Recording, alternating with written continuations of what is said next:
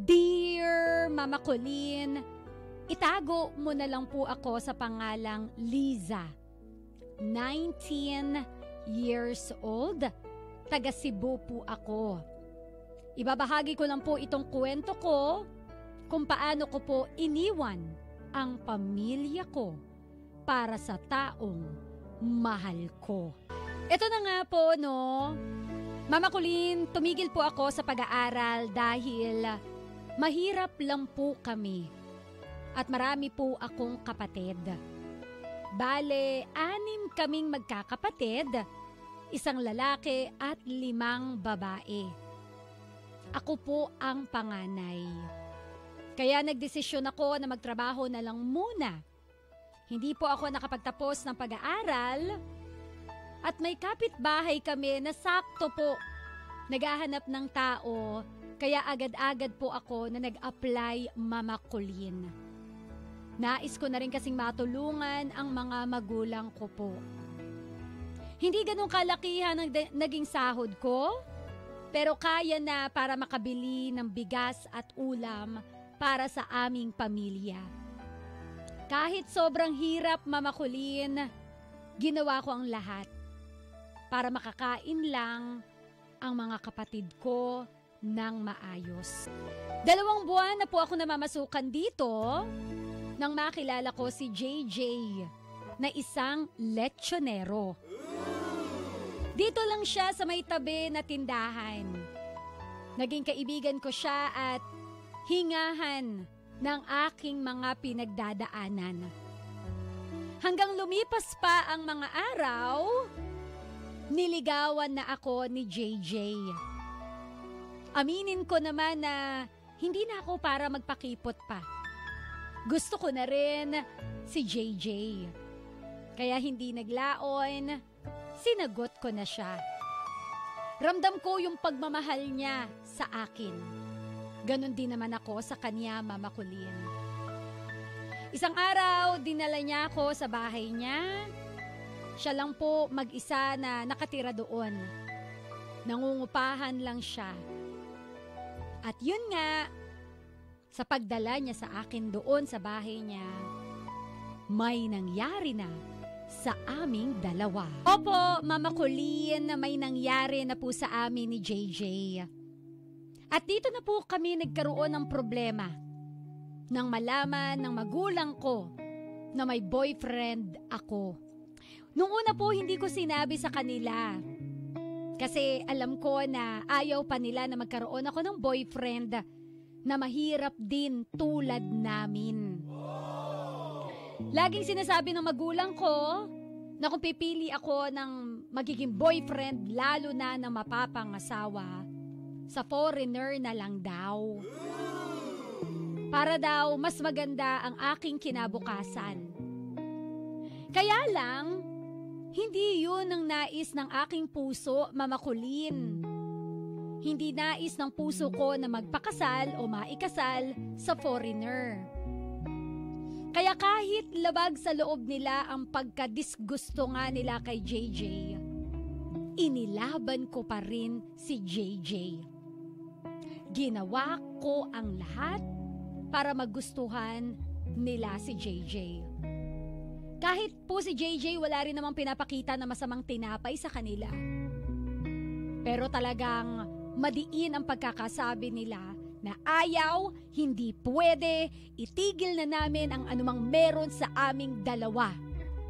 Sa foreigner ka magpapakasal, sa foreigner ka nararapat. Hanggang sa umabot na nga sa punto na pinapipili na nila ako. Kung si JJ ba o sila na magulang pamilya ko. Pinapipili nila ako, Mama Colleen. Si JJ ba daw o sila na pamilya ko? Sa totoo lang masakit kapag napunta ka pala sa ganitong sitwasyon, ano? Yung hindi mo alam sino ang dapat napiliin at sino ang dapat na bitawan. Oh, no! Ang naging desisyon ko, mas pinili ko yung taong mahal ko, si JJ. At dahil nga sa pagpili ko kay JJ, Tuluyan na nga akong itinakwil ng aking mga magulang. Masakit? Pero pakiramdam ko noon, nakuha ko yung kalayaan na deserve ko, kasama pa ng taong mahal ko. Tuluyan na nga po kaming nagsama sa iisang bubong Mama Colleen. At mukhang hindi naman ako nagsisi. Kasi promise, ang saya lang ng aming naging pagsasama. Alam mo yung parang walang problema? Alam mo yung parang nakahinga ka? Pero aminin ko naman na sa kabila noon, nasasaktan pa rin ako dahil iniwan ko ang pamilya ko. Hindi naman po ako masamang anak. Pero bakit ganito? So para makalimutan ko yung sakit, nag-focus na lang po kami sa trabaho ni JJ. Pero isang araw, sa pagpasok ko, isang hindi magandang balita ang ipinaabot ng boss ko sa akin. Sabi niya, wala na akong trabaho simula ng araw na yon. Actually, hindi lang ako ang nawala ng trabaho, kundi halos lahat kami na empleyado tinanggal. Kaya ayun, si JJ muna ang may trabaho noong mga panahon na yon. Ang ginagawa ko na lamang ay nagpupunta ako sa tindahan kung saan siya nagtatrabaho, para kahit papaano ay makatulong-tulong po sa kanya. Pero akala ko tapos na yung problema. Dahil kinagabihan may natanggap na text si JJ mula sa amo niya. At sinasabing, "Huwag ka nang pumasok kinabukasan dahil may bago na tao na papapasukin." In short, Mama Colleen, sa pagkawala ng trabaho naming dalawa, naisip ko na parang tila kami po ay kinakarma. Ito na ba ang ganti sa amin ng tadhana? Lumipas sa mga araw, sabi namin ni JJ, walang susuko. Kakayanin namin ito. Malalampasan namin ito. Ginawa namin ang lahat para muling makahanap ng trabaho. At meron nga kaming nakitang job posts sa Facebook na pareho nga naming inaplayan. Ang swerte, dahil pareho kaming natanggap. Yun nga lang, Manila-based ang trabaho na aming papasukan. Kumusta kami? Ayos na ayos, Mama Colleen. Malungkot kasi mas lalo akong mapapalayo sa pamilya ko. Pero sa kabila nun, nagkaroon ako ng better opportunity, mas malaking sahod, kaya nagagawa kong magpadala ng pera sa aking pamilya. Opo, bilang panganay, hindi ko pa rin pinapabayaan sina Mama at Papa. Hindi ko pa rin pinapabayaan ang aking pamilya. Alam ko, hanggang ngayon, hindi nila tanggap ang naging desisyon ko. Pero hindi ito rason para sumama ang loob ko o pagdamutan ko ang pamilya ko. Sabi ko nga hanggat kaya ko, tutulong ako. Dahil mahal na mahal ko ang pamilya ko. Na sana balang araw, matanggap nila si JJ bilang partner ko. Hanggang dito na lang, Mama Colleen. Muli ako si Liza, 19 years old, Tubong, Cebu. At ito ang aking heart to heart with the Mama Colleen. Real talk, no? Kapag pag-ibig talaga ang namayani sa ating puso, kapag talagang mahal na mahal mo yung isang tao, whatever it takes, ipaglalaban mo siya. Kahit ang kalaban mo pa, yung pamilya mo. Parang eksena ninyo, it's you and me against the world, against all odds, ipaglalaban kita ng bonggang-bongga, ganun kita kamahal. That I am willing to forget my family. Mapatunayan ko lang kung gaano kita kamahal. Sana all. Sana all. Huy. Pero hindi, no, in all fairness naman po dito sa ating letter sender na si Liza, hindi naman niya kinalimutan yung kaniyang pamilya. Sana all. Ito yung sana all. 'Di ba? Na sabi nga ni Liza, kahit hindi nila gusto si JJ, kahit hindi nila gusto yung taong mahal ko, pamilya ko pa rin sila. Tutulungan ko pa rin sila. Magpapadala pa rin ako ng pera dahil mahal ko sila. Diba? Hindi siya nagtanim ng galit. Kahit pinagpipilitan ng magulang niya na sa foreigner ka magpakasal! Diba? Ang sarap sabihan ng mga magulang na kayo nakaisip, pwede kayo magpakasal. Diba? So parang kahit papaano, siguro naiintindihan ni Liza yung gusto lang ng magulang niya Kaya siguro hindi na lang din sumama yung loob niya ng sobra-sobra. Hindi na para magtanim siya ng galit, hindi na para ipagdamot niya kung ano man yung blessings na natatanggap niya, hindi na para magsarili lang siya. Na parang sarili ko lang iisipin ko at the end of the day. Hindi siya nagtatanim ng galit. Diba? Although, kasi alam mo, nagigets din naman natin kung bakit may frustrations yung magulang nito ni Liza. Kasi again, number 1, laki sa hirap. Kumbaga pangarap nila na makaahon sa hirap. May paniniwala rin siguro sila na afam, sagot sa kahirapan. Pero hindi lahat Real talk yun hindi lahat minsan may mga afam na ikaw ang bubuhay. Yung akala nila ikaw yung bubuhayin pero at the end of the day ikaw pala yung sasakit ang ulo. Oo, hindi po lahat ganoon. Pero again, hindi natin maalis talaga na yan na yung thinking natin mga Pinoy na kapag may foreigner na karelasyon, aahon ka agad sa hirap. Yan ang laging, di ba? Parang ganun Kasi yung palitan ng dolyares dito sa Pilipinas, kumbaga parang malaki Hindi ko sure, wala akong jowang afam. Diba? Aminin natin, may mga magulang din talaga na, uy anak, kung mag-aasawa ka, kung ika'y mag-aasawa, ang pipiliin mo, pipiliin mo, anak ni gobernador.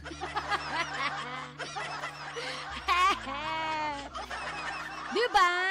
Kasi kumbaga they're just speaking based on experience. Kumbaga maraming nagsasabi na hindi ka bubusugin ng pagmamahal. Kaya ka may mga diba, sugar baby. Na matalino, ginagamit yung ganda, ginagamit ang one kata. Para makabingwit. Oo, para maging hayahay ang buhay. Oo, ganun lang yun. Kumbaga, they want the best for you as well. Siguro, second na lang yung maaambunan mo sila kapag ikaw ang yumaman. Pero again, lang naman yan, pag-uusapan lang naman yan, but syempre, we have to respect pa rin kung ano yung gusto ng isang tao.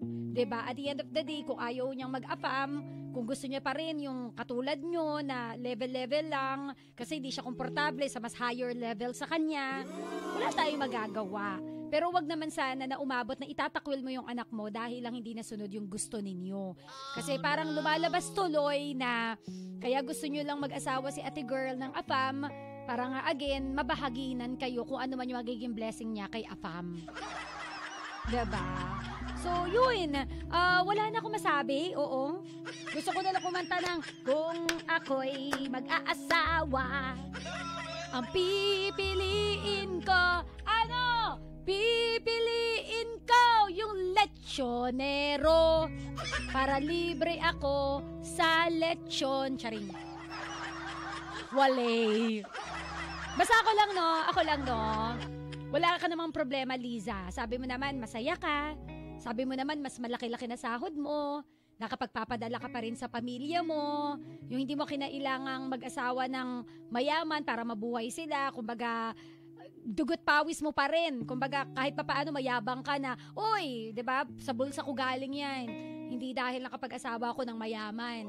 Somehow, that's the angst Yan yung angas na meron ka ngayon And yung angas na yan, wag mo nang ilalagay sa ulo mo. Kumbaga, i-continue mo pa rin yung pagiging mabuting tao mo. Kasi feeling ko naman, ikaw yung tipo ng tao na naniniwala sa karma. Ako naniniwala that if you do good, kapag gumawa ka ng mabuti, promise po, tried and tested yan ng mama ng bayan. Ibig sabihin, mabuti ako? Hindi, naniniwala ako dun, Bea. Sorry, I really strongly, ano pa bang mga synonyms ng strongly? I really strongly, highly commendable, kung ano-ano sinasabi ko. Naniniwala na lang ako na kapag gumawa ka na mabuti sa iyong kapwa, si Lord ang gumagawa ng paraan para suklian ka rin ng kabutihan dahil sa kabutihan ng puso mo. Maniwala ka rin na kapag masama ang itinanim mo, pwede kang magtagumpay pansamantala. Pero deep inside, nakasakit ka.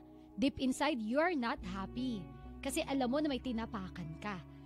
At hindi man ngayon ang ganti ng panahon, darating ang araw, gagantihan ka, hindi man ngayon parang movie coming soon.